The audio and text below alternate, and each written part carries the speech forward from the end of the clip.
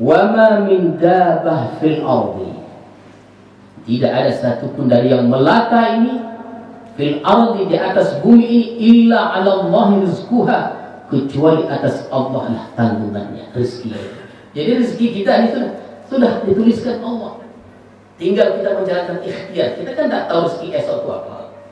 Tak tahu kita. Karena kita tak tahu, semangat lah karena tak tahu. Yang tahu tidak semangat, tonang dia bulan muka dah ada. Kan begitu. Yang tak tahu itu seharusnya membangkitkan himmah kita, semangat kita dengan jalan ikhtiar yang dianjurkan oleh agama kita. Kata Allah pula, hadirin sekalian, wa ya'lamu mustaqarraha wa mustaudaha, dan Allah itu tahu tempat menetapnya dabbah ini, di mana lalat hinggap, di mana nyamuk itu hinggap, macam mana berenangnya ikan di hulu di mana, di hilir di mana. Allah Maha tahu. Jangankan binatang ini, pokok-pokok pun Allah Maha tahu. Berapa daun yang jatuh dari berjuta-juta pokok, Allah Maha tahu. Bernafasnya dabbah dari Allah pun Maha tahu. Dan Allah sudah tetapkan rezeki mereka itu, baik yang di darat, baik yang di laut, maupun di padang Sahara. Allah Maha tahu. Karena itu adalah makhluk Allah Subhanahu wa ta'ala. Apalagi manusia.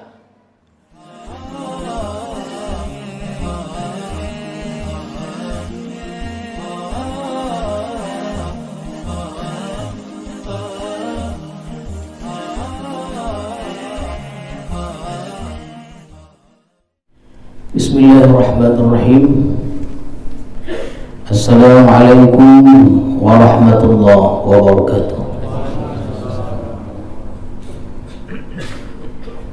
Alhamdulillahirabbil alamin. Wassalatu wassalamu ala asyrafil anbiya'i wal mursalin wa ala alihi wa sahbihi ajma'in. Amma ba'du.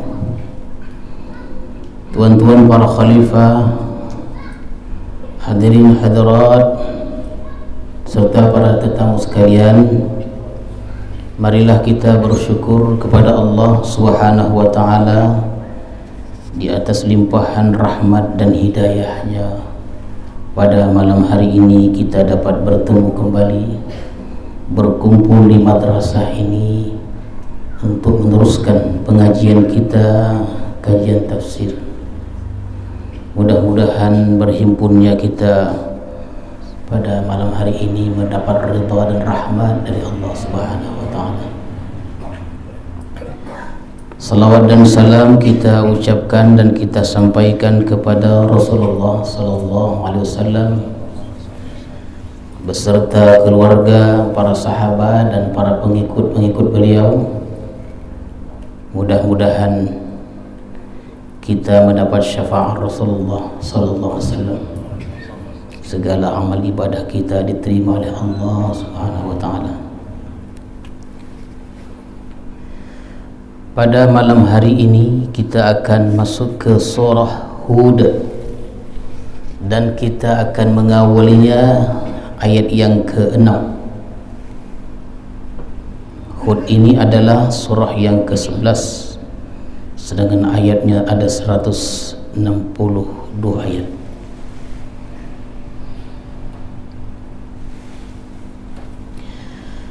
Maka berfirman Allah Subhanahu wa ta'ala dalam surah Hud ayat yang ke-6.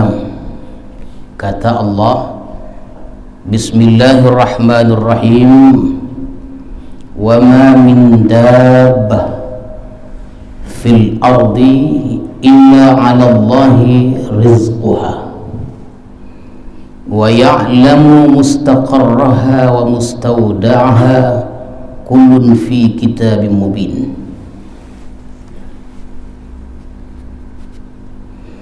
Dan tidak ada satupun dari yang melata fil ardi, di atas bumi, illa 'ala Allahi rizquha, melainkan atas Allah lah tanggungannya, rezekinya itu. wa ya'lam, dan Allah tahu, mustaqarraha, tempat menetapnya, wa mustaudaha, dan tempat ditumpangkannya. Kullun fi kitab mubin, dan kesemuanya itu ada atau tertulis dalam kitab yang nyata. Itulah lebih kurang terjemahan ayat yang kita baca nih, ayat yang ke-6. Jadi kata Allah, wa ma min dabbah fil ardi, begitu kata Allah, tidak ada satupun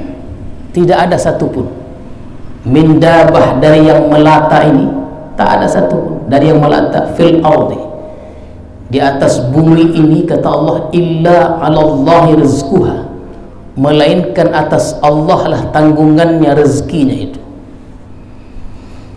Jadi hadirin dan hadirat sekalian, Allah memberikan penjelasan kepada kita, atau ayat ini memberikan penjelasan kepada kita, mengajarkan kepada kita bahwa yang melata ini janganlah khawatir akan rezekinya. Begitu dia. Tapi untuk menanamkan supaya tidak khawatir ini tidaklah mudah. Dan sebenarnya adanya rumah suluk itu untuk melatih itu sebenarnya, sebagai pondasi, sebagai acuannya. Ditanamkan dalam jiwa kita ini, hilang rasa kekhawatiran itu. Begitu kata Allah, wa ma min dabbah, dan tidak ada satupun dari yang melata ini. Jadi jangan adalah maunya kekhawatiran itu dari pada setiap yang melata ini, kekhawatiran akan rezekinya. Ya. Karena rezeki itu sudah ditetapkan oleh Allah Subhanahu wa ta'ala bagi setiap yang melata tadi. Nanti akan kita jelaskan yang melata itulah. Allah sudah tetapkan, Allah sudah tuliskan. Selagi masih ada nyawa itu, selagi masih ada nyawa, selagi itu juga rezeki itu ada. Bila nyawa berhenti juga lah rezeki itu. Rezeki kita ada 10 miliar sepanjang hidup kita, maka 10 miliar itu akan datang kepada kita dengan cara-cara yang kita tak tahu. Berhenti nafas kita, barulah habis dia. Kalau belum berhenti nafas kita, tak akan habis dia. Habis baru berhenti dia.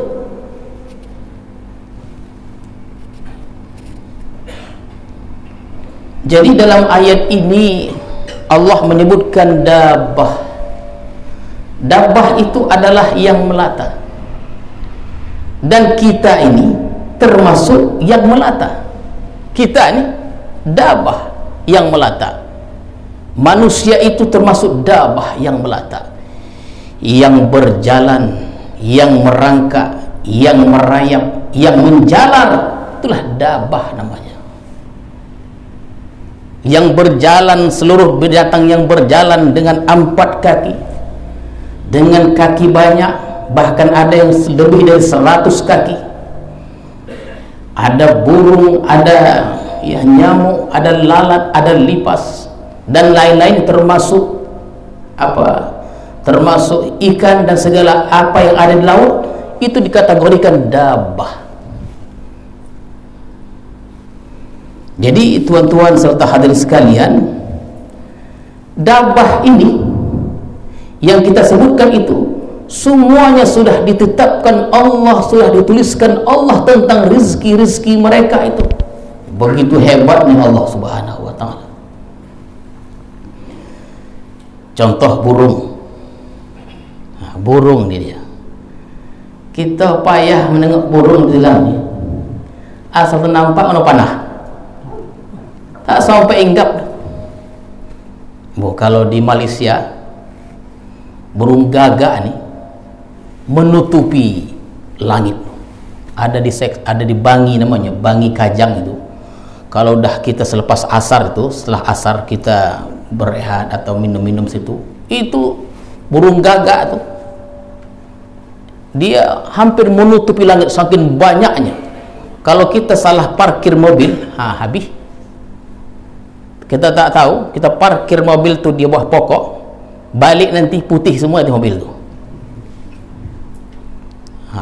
Kata orang Muslim, berak semuanya. Oh, di sini lain dia. Katanya lah, asal nampak burung gagak panah itu boleh jadi obat. Menuntut segala macamnya lah. Di sana memang dijaga lah, bintang-bintang itu tak boleh dia. Didenda kalau memanah burung-burung tu. Ya. Burung ini Allah telah tuliskan rezeki mereka sampai ke tahap itu. Di antara rezeki burung-burung, di burung makan dari buah kayu, kayu yang pokoknya tinggi, yang rendah, yang besar, yang kecil. Di situ mereka makan burung tadi. Bahkan tanpa kita sadari, burung yang makan buah-buah tadi, dia pun terbang. Ketika terbang, dia memancarkan ciritnya. Cirit, bahasa Islam ciri. Ya cirit lah. Ya, dulu tu rasanya ciri, genai aja berak. Ya, najis ya. Nak ciri itu bahasa Islam dulu tu ciri. Ya ciri. Nampaknya ciri ini dia lebih halus ketimbang berak. Cirit lah. Waktu dia terbang, burung tadi, dia buanglah cirit tadi dia di tanah yang kurang suburnya. Atas takdir Allah tumbuhlah pokok. Atas takdir Allah, cirit yang dibuangnya tadi ada biji dari buah yang dimakannya. Atas takdir Allah tumbuhlah pokok tadi. Terkadang kita heran, tuan-tuan sekalian. Kita baru masuk ke hutan, kita sudah yakin kita masuk ke hutan tu, dan kita yakin tidak ada orang pernah masuk ke tempat itu. Kenapa ada pokok jambu? Siapa pula yang menanamnya? Yang mengakunya banyak. Mengakunya banyak. Siapa yang menanam ini? Boleh jadi burung tadi yang membuang ciritnya. Ciritnya pula lagi ya. Tumbuh dia. Allah sudah tentukan rezekinya. Bahkan cacing, yang kerja cacing siang malam membalik-balikkan tanah, yang atas ke bawah, yang bawah ke atas, sehingga tanah itu menjadi subur dia. Allah tentukan juga rezekinya. Cacing tadi.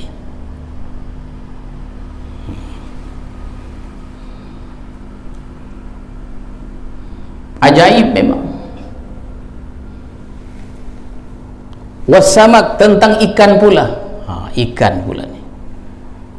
Kita ni mesti banyak juga belajar dengan ikan. Jangan kita pandai menangkap ikan aja.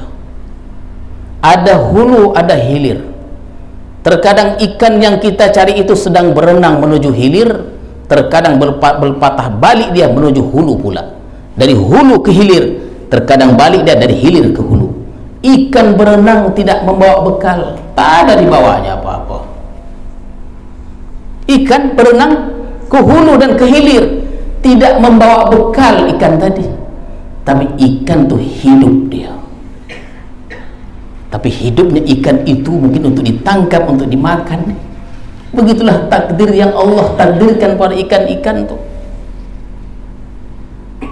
Belum lagi di laut, ikan yang begitu banyak jumlahnya. Yang anehnya lagi, ikan ini tak dapat kita menyebutkan satu persatu begitu banyak jumlah jenis ikan di laut. Mungkin ratusan atau ribuan, hidup di air yang sama tapi rasanya berbeda. Ya, ada ikan tu ogonya dia sekilo 100.000, ada sekilo ogonya 1 juta, ada yang 5 juta. Tak puasa entah, tak tahu dah. Ada. Di Jepang tu biasa orang makan ikan tak digoreng, tapi ada caranya. Makan ikan mentah itu. Bahkan ada ikan yang sekali bertelur jumlahnya ratusan ribu, bahkan jutaan telur tadi jumlahnya. Tapi tidak semua telur itu menjadi ikan. Sebahagian saja menjadi ikan, sebahagiannya untuk dimakan oleh ikan-ikan lain. Begitulah Allah tetapkan.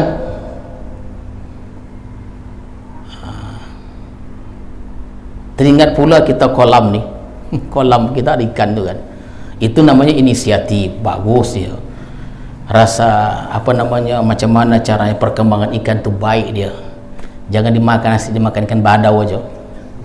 Rupanya ikan nila, walau kocik dia, ikan rupanya beranak dia. Beranak. Jadi ikan, nama ikan badau lah tu ya. Ikan badau. Wah, ikan badau ni dia pantang menengok ikan kocik. Sembahnya. Jadi ada inisiatif. Di jaring dia, yang besar dibagikan, yang kecil-kecil dimasukkan, disarangkan dia. Disarang atau dipindahkan dia. Dah besar masukkan lagi. Karena kalau ikan badau ni melihat ikan besar gocah dia. Kalau ikan kocik selewah dia nak makannya. Begitu. Jadi ada ikan ni dia, telur jumlah jutaan, tidak semuanya menjadi ikan, sebahagian menjadi ikan, sebahagian dimakan ikan lain. Begitulah ketetapan Allah rezekikan pada ikan itu. Ada satu ikan lagi, ikan kerang namanya. Dia sebut ikan padahal dia kerang. Di laut itu ikan tapi dia kerang. Dia tidak berenang, dia ontok sonyap aja ikan ni.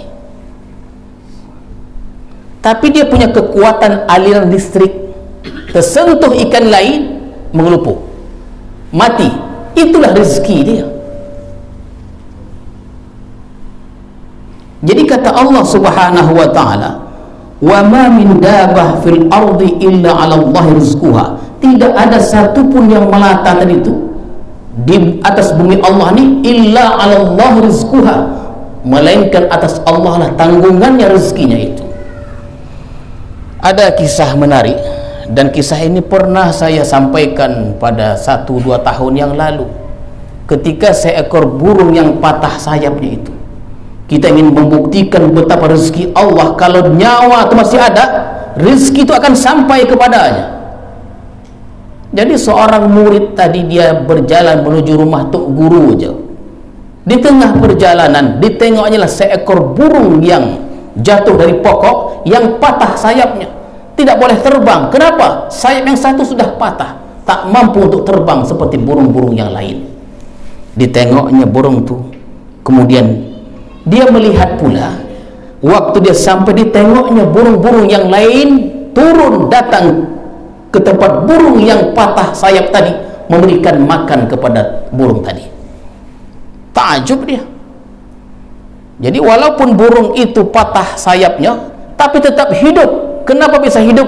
Karena kawan-kawannya burung yang lain turun dari pokok memberikan makan kepada burung itu.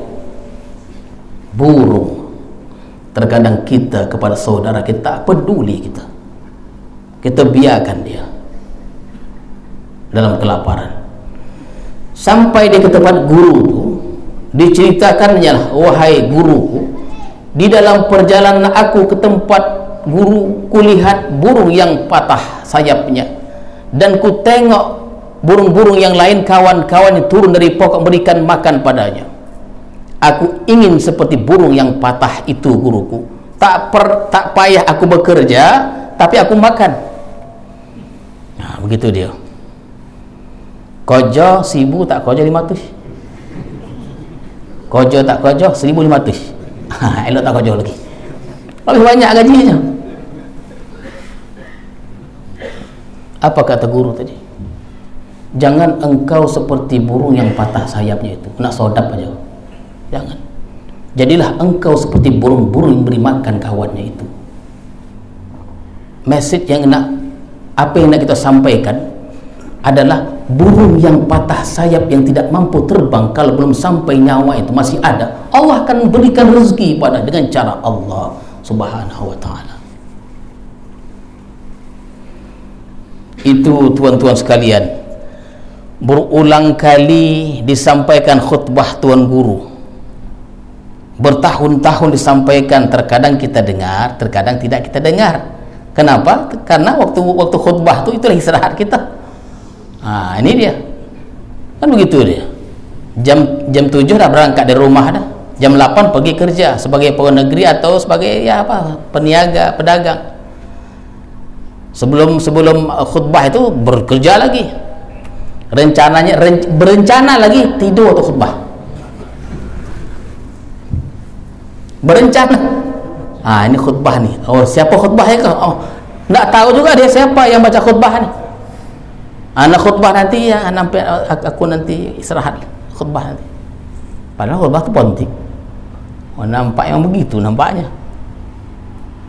Apa dalam khutbah itu? Bertahun-tahun disampaikan, seorang pemuda ketika Nabi Sulaiman dalam cerita itu memerintahkan bala tentaranya dari jin itu untuk melihat suasana dasar laut itu. Mereka lihatlah satu kubah cantik molek bulat dia. Dilaporkan keadaan, disuruh angkat ke permukaan. Diangkat mereka. Yang mengangkat bukan manusia, jin. Tahulah jin, semua bisa dibuatnya. Diangkat. Terbukalah kubah tadi. Itu dalam riwayat itu tak ada lubang itu. Tapi ketika ditanya macam mana engkau boleh makan, kalau Allah sudah suratkan, Allah sudah tetapkan, tuliskan bahwa nyawanya masih ada. Kalau nyawa masih ada dalam keadaan apapun, kita akan hidup. Berapa banyak manusia diberi makan oleh seekor burung itu, yang digari, yang ditangkap, dibuang ke gua, dibuang ke di bawah bukit, digari dia, tapi hidup lama. Kenapa? Burung datang memberi makan kepada orang itu, karena nyawanya masih ada. Selama nyawa masih ada, rezeki itu artinya masih ada.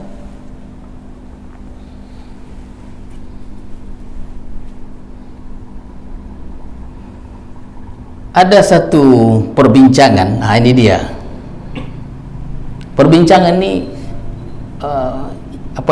dialog. Datanglah seorang cucu nih orang yang sudah kaya, punya rumah banyak, punya mobil banyak, dia punyai. Dia adalah seorang yang kaya raya, tinggal di bandar, tinggal di kota. Suatu hari pergilah dia pulang kampung dia. Sampai di kampungnya, berjumpalah dia dengan neneknya. Berjumpa dengan neneknya, andungnya. Nenek bertanya, apa kau? Kemudian nenek itu bertanya, sudahkah pegawai negeri? Belum. Jadi sudah pegawai negeri? Belum, katanya. Nenek pun masuk ke kamarnya, tak mau lagi bercakap sama cucunya. Kalau dipandangnya cucunya miskin karena belum pegawai negeri, padahal kaya betul dah, punya rumah banyak, punya mobil, punya ini segala macamnya. Hanya pemikiran nenek itu yang kaya itu adalah pegawai negeri. Dia pun masuk mengajuk dalam kamarnya. Anak kamu miskin kau. Tak ada. Pendahulu kita mengajarkan itu. Syekh Abdul Rokan itu berdagang dia. Syekh Abdul Wahab Rokan itu belajar 6 tahun 7 tahun ke Makkah Mukarramah. Dari harta yang dapat dari perniagaan di Malaka. Sambil belajar sama Tok Ongku dia berdagang, berniaga. Hasilnya berangkat ke Makkah. Rasulullah juga berdagang. Rasulullah berdagang bahkan sebelum menggembala pun Rasulullah tuh terkadang dipandang hina pekerjaan. Tidak, mulia. Asalkan kita mengikuti sunnatullah, kaya kita. Terkadang sunnatullah itu dijalani oleh orang-orang non-muslim. Apa maksud sunnatullah? Sunnatullah itu adalah peraturan-peraturan atau undang-undang yang Allah tetapkan. Apa undang-undangnya? Kalau mau pandai, belajar.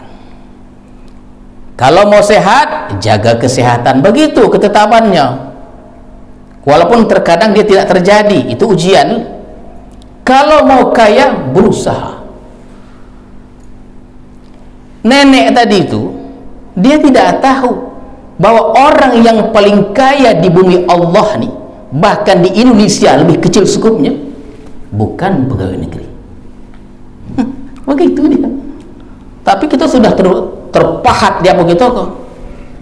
Asalkan kita mau bekojo dengan botol, datanglah joki. Jangan ditunggu. Kan banyak tamu-tamu itu. Terkadang kita tamukan banyak dari pagi jam 8 sampai jam 5 lebih itu mereka banyak bertanya itu. Doa ya juga. Ya, ada terkadang tuan-tuan sekalian itu terkadang yang saya tekankan kali, Banyak orang berhutang ke bank. Yang paling parahnya lagi berhutang ke rentenir. Rentenir ini bukan manusia. Tak boleh, jangan kita berinteraksi dengan rentenir, tak boleh begitu. Sehingga tidak ada jalan lagi untuk kita membayar tadi. Tak ada jalan, tertutup. Disinilah setan akan bermain. Kita boleh ikhtiar, tapi ikhtiar jangan sempat salah. Terkadang dalam keadaan mengkhayal untuk bayar hutang itu, mengkhayal dia macam mana. Oh, terbayanglah macam mana supaya duit jatuh dari langit, supaya macam mana dibuka ke sejadah kau, isi duit semuanya. Mulailah beramal, amal kau duit. Jadi jangan kita beramal yang tidak logis itu. Saya bilang sama dia, berusahalah, dari usaha itu akan Allah munculkan kemudahan-kemudahan. Allah Maha tahu sejauh mana himmah kita itu. Himmah itu kemauan keras kita untuk mendapatkan, meraih rezeki Allah Subhanahu wa ta'ala. Kenapa? Allah sudah tetapkan. Oleh karena itu, dalam kita mencari rezeki ini, jangan sekali-kali kita meninggalkan kewajiban-kewajiban Allah wajibkan pada kita. Salah. Karena berulang kali sudah saya katakan, ada kewajiban. Jangan kita menyibukkan diri kita terhadap perkara yang sudah dijamin. Jangan. Tak boleh kita sibuk diri kita dengan perkara yang sudah dijamin. Boleh, tapi jangan kita tinggalkan kewajiban-kewajiban itu. Yang boleh kita menyibukkan diri kita terhadap perkara-perkara yang dituntut oleh Allah. Apa dia? Sembahyang, puasa, dan lain-lain. Itu memanglah sibuk kita. Ada peningkatannya. Ada peningkatan ibadah itu. Janganlah semenjak kita SD sampai kita menjelang diwafatkan kita, ibadah kita tak naik-naik. Tapi rumah kita dulu 2 kamar, naik dah 3. Dulu 1 hektar tanah, sekarang dah 2 hektar. Tengok. Dulu 2 kereta kan ni, motor tu Honda, dulu Honda namanya. Dulu 2 Hondanya, naik 3 dan 4. Yang berkembang itu dari urusan dunia. Sedangkan ibadah tak ada perkembangan. Maunya kalau tak pernah qabliyah lah. Tak pernah ba'diyah, tambah ba'diyah dia. Tak pernah puasa, tingkatkan puasa. Yang ditingkatkan ini bab akhirat yang kita tingkatkan, bukan bab dunia. Takut kita. Yang kita tingkatkan itu adalah, yang kita luaskan itu adalah bab-bab yang berkaitan dengan akhirat. Dulu jarang berjamaah, ada ini semakin dokek joki itu. Karena Syekh Orokan pun kalau begitu kata sembahyang berjamaah, kudoakan katanya.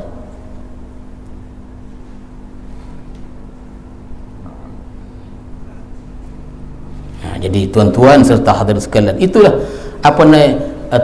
tentang rezeki tadi itu ya. Asalkan kita mau bergerak, insya-Allah Allah tidak akan biarkan hambanya tu sia-sia. Mustahil, tak mungkin. Allah akan berikan ganjaran-ganjaran itu. Jadi saya ulang, wa ma min dabbah fil ardi, tidak ada satupun dari yang melata ini fil ardi, di atas bumi ini, illa 'ala Allahi rizquha, kecuali atas Allah lah tanggungannya, rezekinya itu. Jadi rezeki kita ini sudah dituliskan Allah. Tinggal kita menjalankan ikhtiar. Kita kan tak tahu rezeki esok itu apa. Tak tahu kita. Karena kita tak tahu, semangatlah karena tak tahu. Yang tahu tu yang tak semangat, tonang aja dia. Bulan muka dah ada dah. Kan begitu. Yang tak tahu itu seharusnya membangkitkan himmah kita, semangat kita dengan jalan ikhtiar yang dianjurkan oleh agama kita.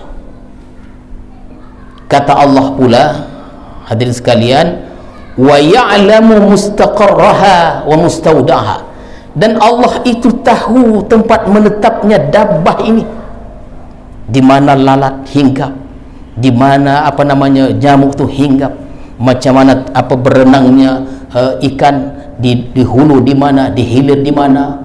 Allah Maha tahu. Jangankan binatang ini, pokok-pokok pun Allah Maha tahu.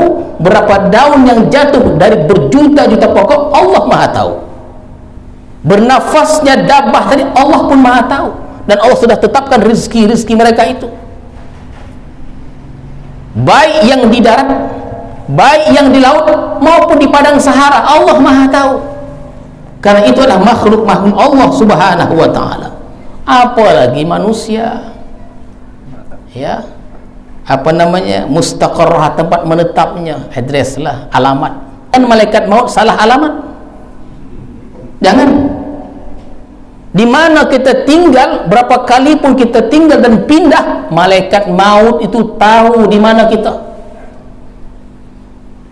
Jangan perlu berdoa, mudah-mudahan salah dia. Sehari mencabut nyawaku, mudah-mudahan tetangga aku dicabutnya. Tetangga pula dimintanya. Allah Maha tahu alamat kita. Jangankan alamat kita di mana kita tinggal, dabah itu Allah Maha tahu. Kata Allah pula, wa mustaudaha, wa mustaudaha, dan tempat ditumpangkannya. Kubur namanya. Kubur namanya. Teringat saya mustaqarraha ini dia. Dulu saya pernah ditanya tuan-tuan sekalian, masa saya di Malaysia. Jadi tamu-tamu dari Indonesia itu bertanya pada saya begini, tak pertanyaannya. Saya pun terkejut, seharusnya pertanyaannya bukan itu, karena perbincangan waktu itu bukan itu dia. Cuman ketika dibuka tanya jawab, ditanya saya. Seharusnya bukan kepada saya ditanya, pada yang lain ditanya pada saya. Tak pertanyaan begini, kenapa dokter boleh mengajar di sini? Begitu pertanyaannya. Saya tuan-tuan sekalian 2015 seharusnya saya mengajar di Brunei, karena saya diterima di salah satu universiti di Brunei itu. Tapi karena di Malaysia saya lebih dekat, sudah berinteraksi banyak sahabat-sahabat, saya menetap di Malaysia lah. Dan ke Brunei sudah 2 kali dan sudah tahu suasananya di Brunei. Ini satu hari habis satu negara kita keliling. Koci, duit banyak, tapi koci. Anak makan rujak, ada apa pun tak ada. Anak menginjam kita makan rujak yang ada pisang itu nah. Ada apa dah. Jadi ditanya pada saya waktu itu. Jawaban saya sebutkannya satu hadis Rasulullah, kata Rasulullah, al-biladu biladullah wal ibadu ibadullah fahaitsuma asabta khairan fa'akim, kata Rasulullah. Semua negeri itu negeri Allah, semua hamba itu hamba Allah. Sekarang saja yang ada paspor, dulu tak ada paspor, boleh keluar masuk kita. Itu Sabah itu, Sarawak itu, sepadannya itu, pagarnya itu melumpek aja tuh. Saya pakai paspor lagi. Kojab yang boleh kodai ini. Nampak kodai itu di Malaysia tuh. Pagar dia. Ini Kalimantan, ini Malaysia. Apa bedanya? Kalimantan golap, Malaysia tolak. Bedanya itu melumpek jadi pagar. Kojab boleh bonbon. Usah pakai paspor lagi. Nampak dia. Kemana dia pergi nampak? Lihat dia. Kita sekarang dia pakai paspor. Tapi kata hadis itu al-biladu biladullah, semua negeri itu negeri Allah. Wal ibadu ibadullah, semua hamba itu hamba Allah. Fa haitsuma asabta khairan, di mana saja engkau mendapatkan kebaikan, rezeki itu di mana saja di dunia ini, faqim, tinggallah di sana. Tinggal di sana. Begitu dia, itu kan membuat semangat pada kita. Negeri Allah semuanya, mau di Eropa, mau di Afrika, negeri Allah. Kalau di sana rezeki kita menetaplah. Tunggu saya suratan takdir Allah yang berlaku bagi kita. Cuman tradisi kita nih, tuan-tuan sekalian, orang kita orang Melayu nih, agaknya beginilah. Andaknya rumah tu berdokean. Tengah rumah apa, kanan rumah akak, kiri rumah adik, di belakang ada kebun. Segala macam tumbuhan ada dalamnya, banyak. Segala kelapa ada, padi ada, walaupun sikit ya. Segala ada, ciri-ciri begitulah. Anda ada dokek, sonang. Sebetulnya tidak begitu. Terkadang yang jauh itu menjadi dekat, yang dekat itu justru menjadi jauh dia. Pilih-pilihlah mana yang elok. Ya, yang jauh tu, rupanya itu yang paling dokek punya. Hati itu jauh, hati dokek. Dokek, hati itu jauh. Payah begitulah benda.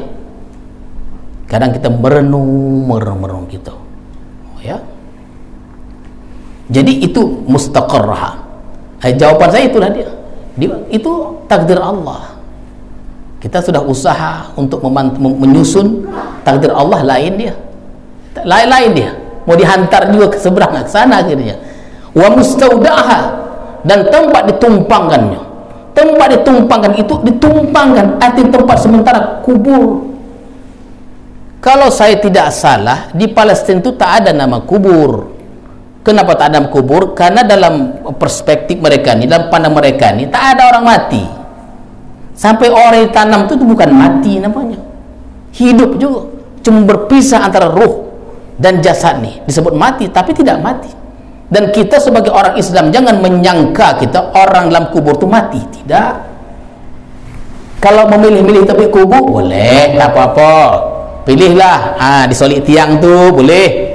Saya hendak di situ sikit tu, jangan diganggu tu ya, saya situ. Tak apa-apa. Oh, saya tak hendak ada jauh bona.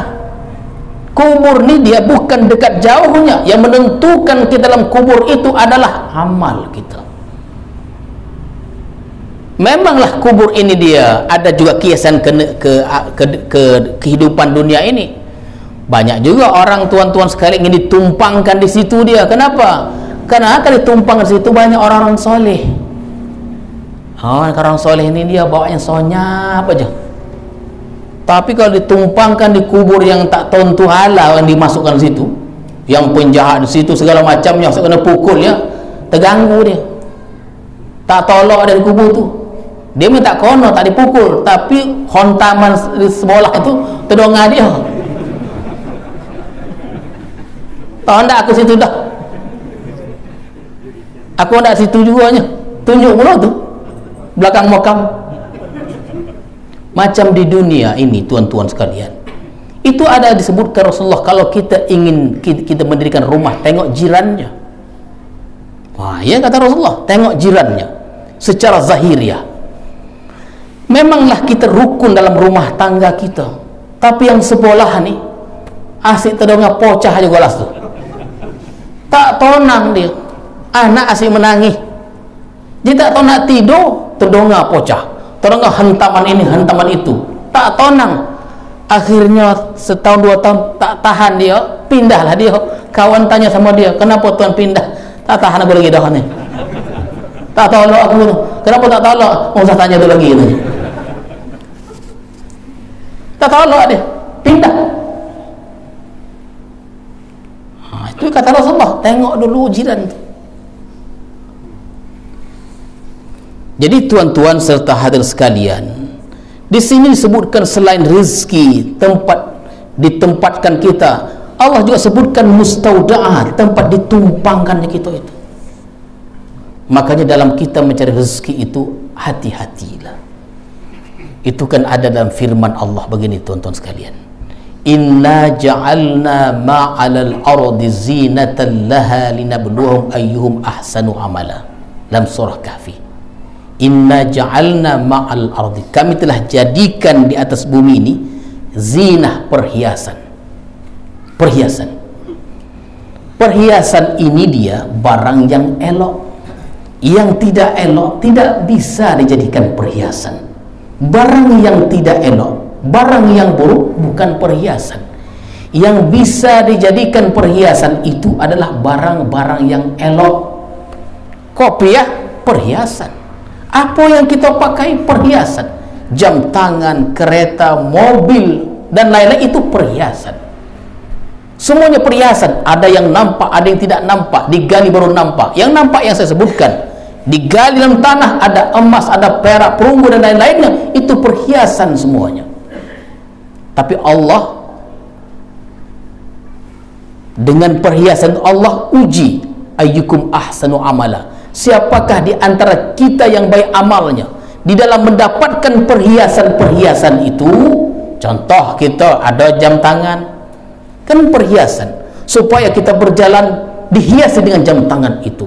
Yang perempuan ada cincinnya, ada gelang dan lain-lainnya. Ketika dia berjalan, orang akan melihat ada perhiasannya. Ada jilbabnya yang model yang baru, perhiasan juga. Kata Allah, Allah uji kita dalam mendapatkan perhiasan itu macam mana.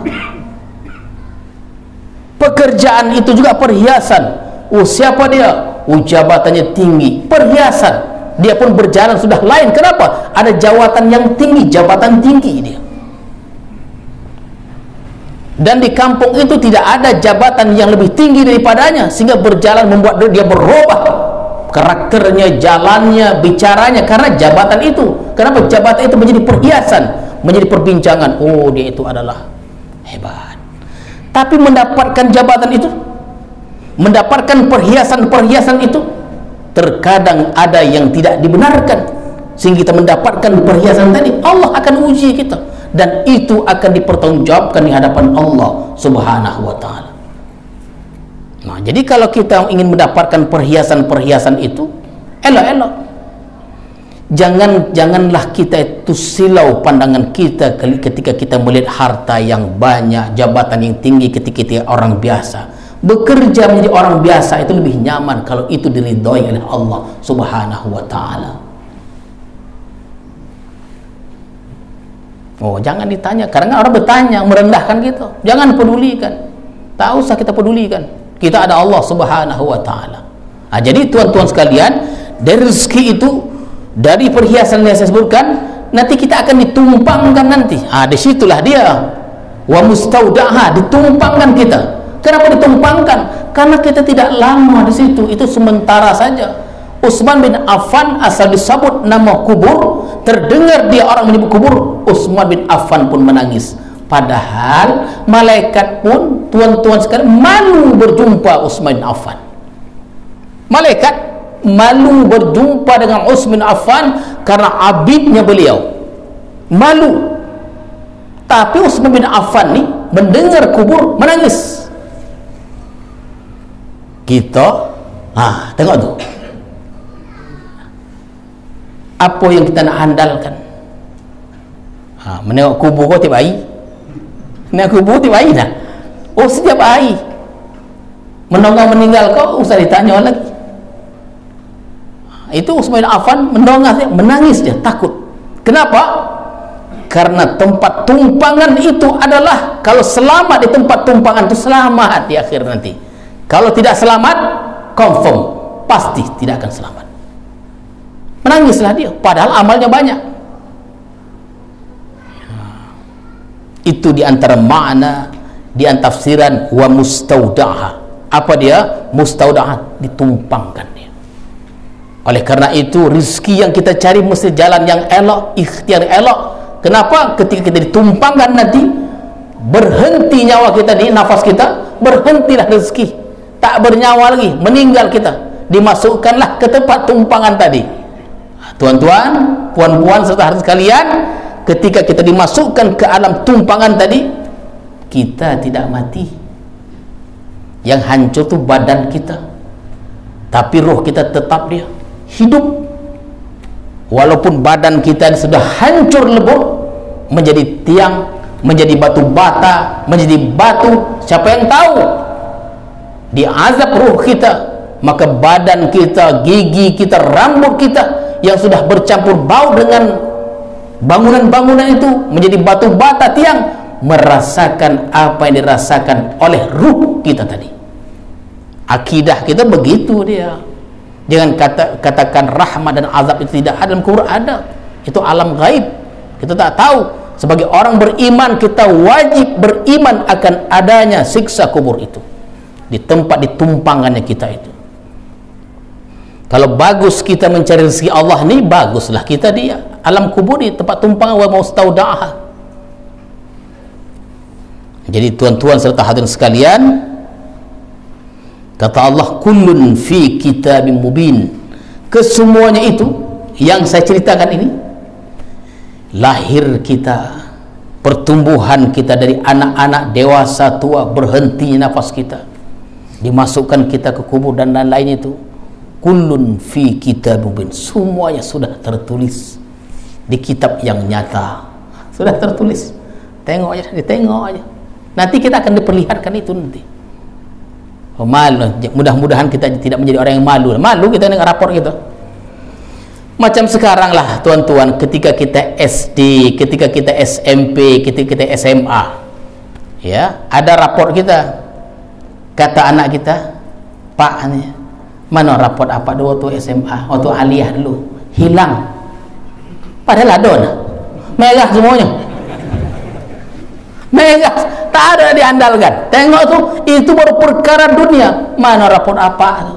Kalau raport saya ke Pak namanya lain sikit kan. Paling tinggi 6. Paling tinggi apa dulu apa? Mana ada? Hilang kan, padahal merah semua. Itu baru raport. Raport kita dalam ujian dalam 3 tahun. 3 tahun.